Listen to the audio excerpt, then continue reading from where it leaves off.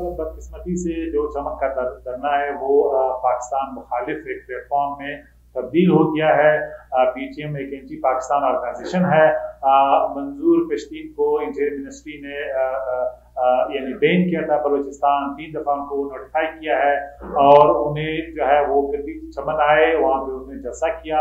Government की इजाजत के बगैर उनको जाना चाहिए था, लेकिन वो वहाँ पे किसी गाँव में शायद चमन किला अब्दुल्ला के बॉर्डर में उन्होंने बना ली, वहाँ पे वो अपने गार्ड्स के साथ छुपा हुआ था और आज फिर ये जो है ये जो चमन का पल्ला है उन्होंने इस्तेमाल किया अपने रियासत मुखालिफ प्रोपेगेंडे के लिए।